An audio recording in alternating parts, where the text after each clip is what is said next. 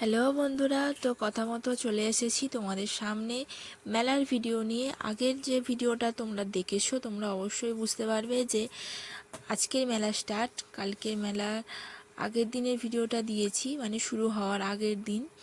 তো আজ হচ্ছে মেলা। আজ তোমাদেরকে দেখাবো আমাদের মেলা এখানে কি কি হয়, কত লোক হয়, কি পরিমাণ লোক হয়, তোমরা দেখলেই বুঝতে পারবে। আর যারা এখনও আমার চ্যানেলটা সাবস্ক্রাইব করনি তারা সাবস্ক্রাইব করে নাও, কারণ এখন থেকেই আমার এই চ্যানেলে মেলার ভিডিও আসতে থাকবে। কারণ আমাদের এখানে মেলাটা হয় 6 দিন ধরে, আর বিশাল বড় একটা মেলা, বহুদিন পুরনো একটা মেলা। তো চলো তোমাদের সাথে সেটাই আজকে শেয়ার করি। তোমরা এখানেই দেখতে পাচ্ছ কত মানুষ। আর এইটা না মেলার পেছন সাইড, মানে মাঠের রাস্তা দিয়ে শর্টকাট আর কি। এই রাস্তাটা অনেকে জানেও না, তো যারা জানে তারাই একমাত্র যায়। আর যে মেন রাস্তা আছে, মানে মেলার যে মূল গেট, তোমরা দেখেছো আগের ভিডিওতে দেখিয়েছি লাইটিং দিয়ে গেট করা। তো ওই দিকটা দিয়ে ঢুকতে গেলে মানে অসম্ভব অসম্ভব ভিড়, মানে ধারণা করা যাবে না। আর আজকের মেলার প্রথম দিন তো মানে প্রচুর ভিড় হয়, প্রচুর ভিড় হয়। কোনো কেনাকাটা করা যায় না, ঘোরাও যায় না, অসম্ভব মানুষ। ঠিক আছে, পুরনো একটা মেলা তো, তো অনেক দূর দূরান্ত থেকে এই মেলাতে অনেক লোক আসে। আমি তো ঠিক মতো ক্যামেরা ধরতেই পারিনি, খালি মনে হচ্ছে ক্যামেরা পড়ে যাবে। তো চলো তোমাদের সাথে শেয়ার করব এখানে কি কি মানে দোকানপাট বসে, বা কেমন মেলাটা কেমনভাবে হয়, তো সেটাই তোমাদের সাথে শেয়ার করব। আর আমাদের এই মেলাটি হয় ফতেপুরে। তোমরা সবাই ইউটিউবে যদি সার্চ করো ফতেপুর গোষ্ঠ মেলা, তোমরা দেখতে পাবে অনেক বড় বড় ইউটিউবাররাও এখানে এসে ব্লগিং করে গেছে, তারাও ভিডিও বানিয়ে গেছে। বহু পুরনো একটা মেলা। তো যাই হোক, তোমরা সার্চ করলেই দেখতে পাবে। আর আমি আজকে একটু বেশি হ্যাপি, কারণ আজ দিনটা থেকেই আমার ইউটিউবার জার্নি শুরু হয়েছিল। এর আগেও আমি এই জার্নির পথে পা দিয়েছিলাম, বাট মানে সম্পূর্ণ করতে পারিনি জার্নিটা, তাই জন্য সেই অ্যাকাউন্টটা বাদ দিয়ে এটা আমার নতুন আরও একটা নতুনভাবে তৈরি করা অ্যাকাউন্ট, যেটা আমি পয়লা বৈশাখ থেকে আমি ভিডিও দেওয়া শুরু করেছিলাম। ভিডিও দেওয়া শুরু মানে ওই দিনটা থেকেই আমার জার্নি শুরু, এই অ্যাকাউন্টটা বা এই প্রোফাইলটা। তো যাই হোক, আজ আমার পুরো 1 বছর পূর্ণ হলো আমার অ্যাকাউন্টটার। খুবই আনন্দ মানে হচ্ছেই তো। তারপর মানে কতগুলো দিন চলে গেল, মাঝে অনেকগুলো দিন ভিডিও দিতে পারিনি। তো যাই হোক, তবুও মনের মধ্যে একটা আনন্দ যে 1 বছর পূর্ণ হলো আমার অ্যাকাউন্টটা বা আমার প্রোফাইলটা, যেটাই বলো না কেন। তো চলো তোমাদের সাথে এইসব কথা বকবক না করে মেলাটা ঘুরিয়ে দেখাই। তো এখানে না কানেরগুলো দেখো, এত সুন্দর সুন্দর লাগছে, কালারফুল কানেরগুলো, মানে দেখলেই মনে হবে নিয়ে নিই, এক ঝটকাতেই নিয়ে নিই সব কানের। কিন্তু আমাকে দেওয়ার মতো কেউ নেই।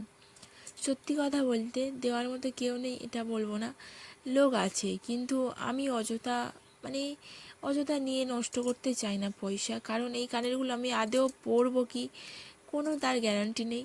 কারণ এখন আমার এইসব কানের ভালো লাগে, বাট কিনবো, দেখতে সুন্দর, কিনবো বাড়িতে নিয়ে গিয়ে, আর মানে পরবো কিসের সাথে পরবো, কার সাথে পরবো, এসব আলোচনা করে আর কানের পরাই হয় না।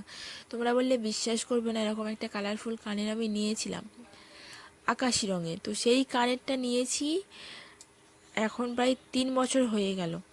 ঠিক আছে, কানেরটা একদিনের জন্যও আমি কানে তুলিনি, মানে কোন ড্রেসের সাথে পরবো এটাই ঠিক করে উঠতে পারলাম না আজ পর্যন্ত। তাই জন্যই আমি কালারফুল কানেরগুলো নিই না। যেহেতু কালারফুল বলতে কালার, যেই কালারে মানে ম্যাচের একটা ব্যাপার থাকে, সব কালারের সাথে তো সব কালার চাই না, তার জন্যই আর কি কেনা হয় না। আর এই দেখো, আমাদের মেলার আজকে ভিড় হওয়ার মূল যে কারণটা, প্রধান যে কারণটা, সেটা হচ্ছে এই যে ঠাকুর, মানে ঠাকুর বাজনা এইসব আর কি। তো এখানে ঠাকুরের ব্যাপারটা তোমাদেরকেও একটু ক্লিয়ার করে দিই। আমাদের এই যে গোপাল বা গোষ্ঠ মেলা হয়, তো গোপালের এই মন্দিরে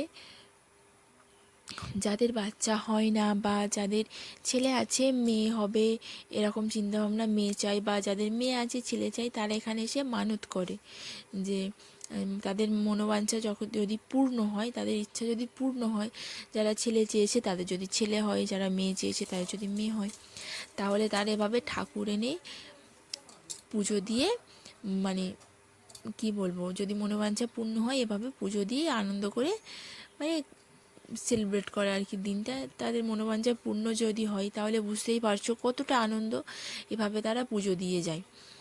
তো যাই হোক, মানে প্রচুর লোক, যত দিন যাচ্ছে তত মানুষের ভিড় আর তত বেশি মানুষ এখানে মানত করছে, তাদের মনোবাঞ্ছা পূর্ণ হচ্ছে আর তত ঠাকুরও আসছে। আর তোমরা জানো এখান থেকে ঠাকুর নিয়ে যাওয়াও যায়। এখান থেকে যদি তোমরা মানে মন্দির থেকে গোপাল মানে কেউ যদি নিতে চায়, গোপাল তারা বাড়িতে নিয়ে যায়। সেই গোপাল বাড়িতে নিয়ে গিয়ে যদি তুমি পুজো করো, একটা বাচ্চার মতো যদি তাকে রাখো, একটা বাচ্চার মতো যদি তাকে পুজো করো, তো নাকি তোমার মানে যেই নিয়ে যাবে আর কি তার মনোবাঞ্ছা পূর্ণ হবে। যার ছেলে নেই সে গোপাল নিয়ে যাবে, যার মেয়ে নেই সে সখী নিয়ে যাবে। তো নিয়ে গিয়ে তাকে আর কি একটা বাচ্চার মতো কেয়ার করতে হবে। তাকে নিয়ে এলাম, এনে বাড়ির এক কোণে ফেলে দিলাম, এটা আর কি করা যাবে না।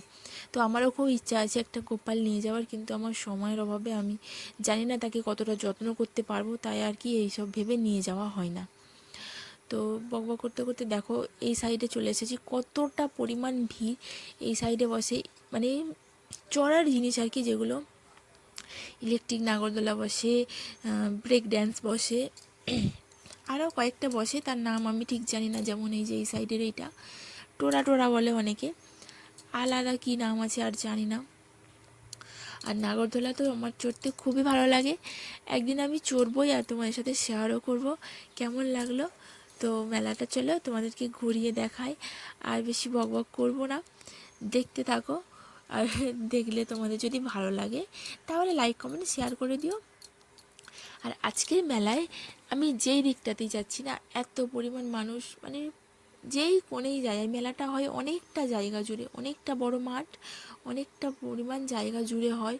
তুমি যেই কোণাতেই যাও না কেন প্রচুর মানুষ, কোথাও গিয়ে আরাম পাবে না যে একটু দাঁড়াবে, মানুষ ধাক্কা দিয়ে দিয়ে চলে যাবে, এমন একটা পরিস্থিতি। তো তোমরা চলো দেখতে থাকো, আর বেশি কথা বাড়াবো না, বেশি কথা বললে ভালোও লাগবে না। তো চলো ভিডিওটা তোমরা শেষ পর্যন্ত কন্টিনিউ করো, কেউ স্কিপ করবে না, স্কিপ করলে তাহলে কিছুই বুঝতে পারবে না, দেখতে পারবে না কতটা কেমন কি হলো বা কেমন কতটা ভিড় হয়েছে। তো চলো দেখতে থাকো।